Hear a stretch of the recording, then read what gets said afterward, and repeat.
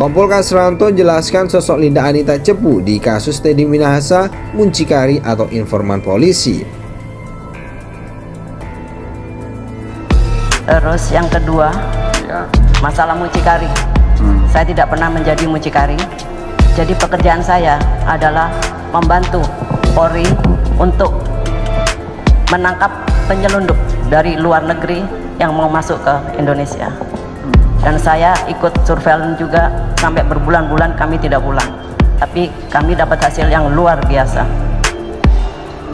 Dan saya pencari dana juga untuk menjual barang antik juga untuk ke Brunei Darussalam. Kegiatan kami itu. Jadi kalau kami nggak ada kegiatan, kami di rumah. Terus, tadi kan saudara sudah lama ya berhubungan dengan Linda. Betul. Dulunya mucikari. Kalau sekarang apa profesinya? Sekarang wira swasta yang mulia. Wira swasta. Wira swastanya apa? Jual beli apa? Kan saudara udah dekat. Ya usahanya saya tidak tahu, yang penting wira swasta. Ya. Kan jalan cerita yang sudah diuraikan oleh Pak Teddy ya, bahwa dia pernah dia merasa kecewa pernah ditipu oleh Linda. Ternyata dia sudah keluar biaya untuk operasional dan sebagainya, ternyata itu bohong. Nah, kemudian karena dia merasa sakit hati sama si Linda yang bohongi dia ya. Kemudian si Linda itu menghubungi dia lagi untuk memberikan berbagai macam kebohongan lagi lah. Dia teringat bahwa ada barang yang disisihkan oleh Kapolres. Kemudian dia pertemukanlah. Tujuannya apa? Tujuannya untuk menjebak si Linda. Tapi yang terjadi apa? Bukan menjebak, malah dilepasnya benda itu di Jakarta, transaksi di Jakarta. Itu yang membuat Teddy juga kecewa. Di luar kewenangan saya dong kalau di Jakarta. Berapa hasil penjualan Teddy nggak tahu. Lihat juga nggak tahu, apalagi menerima. Dan saya harus percaya itu. Karena dia bersumpah dulu. Saya bilang, saya minta kamu jelaskan dengan saya sejujurnya.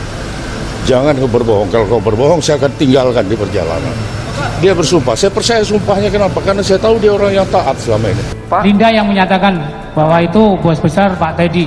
Teddy? Ya. Teddy yang mana? Banyak yang nama Teddy. Teddy Minahasa Putra atau apa? Pak Teddy Minahasa aja. Pak TM. Teddy Minahasa. Waktu itu bilangnya Pak TM yang mulia. Jadi saya dapat berita itu dari Linda bahwa apa itu barangnya bos besar Pak TM. Punya bos besar TM ya. Katanya ya. Terus kepada siapa saudara serahkan lagi uang yang 500 juta itu? Uang saya serahkan kepada Linda 410 juta. 410 juta. Saudara antar ke rumahnya. Diambil di kantor yang mulia. Dia yang datang ke kantor. Betul. Bukan saudara datang lagi ke rumahnya. Bukan yang mulia. Oh, dia yang datang. Saudara serahkan ke dia 410 juta. Yang 90 juta kemana? Untuk Janto 20, sisanya kami simpan. Oh, Janto 20, sisanya 70 saksi. Betul, 70 disimpan ya. Ex-Kapolsek Kalibaru Komisaris Polisi Kasranto mengenal sosok Linda Pujastuti alias Anita Cepu sejak tahun 2000-an. Dia mengenal perempuan itu bekerja sebagai muncikari di tempat hiburan malam. Dulu tempat hiburan mana yang nggak tahu, kata Kasranto kepada Majelis Hakim Pengadilan Negeri Jakarta Barat. Seingatnya waktu itu perkenalan semasa berdinas di markas besar Polri, Anita Cepu juga diketahui bekerja di tempat hiburan malam di Kecamatan Taman Sari, Jakarta Barat. Kemarin Kasranto menjadi saksi untuk terdakwa ex-Kapolda Sumatera Barat Inspektur Jenderal Teddy Minahasa Putra. Dia membeberkan latar belakang Anita saat ditanya oleh Antoni Jono, yaitu anggota tim pengacara Teddy. Kasranto mengaku tidak tahu apakah Anita merupakan seorang informan narkoba untuk Polri. Saya tidak tahu kalau informan Polri. Saya nggak pernah nanya bahwa dia informan Polri. Ujarnya Irjen Teddy Minahasa disebut menyimpan kontak nama Linda sebagai Anita Cepu.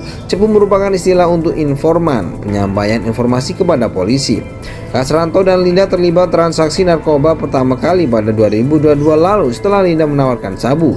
Cepu tersebut juga meminta agar narkoba tersebut dicarikan lawan atau pembeli. Dalam penawaran pertama, Linda memberikan 1 kg sabu untuk dijual seharga 400 juta. Kasranto mengambil 70 juta, sedangkan Ajun Inspektur Polisi 1 dan Situmorang yang jadi kaki tangannya mendapat 20 juta. Setelah itu diberikan lagi 1 kg, namun satuan penjualnya lebih diperkecil oleh Kasranto. Hasil penjualan pun diberikan secara bertahap kepada Linda. Menurut kesaksian Kasranto, ia juga tidak mengetahui apakah Anita terkenal sebagai pedagang narkoba. Kalau terkenal, saya tidak tahu, tuturnya.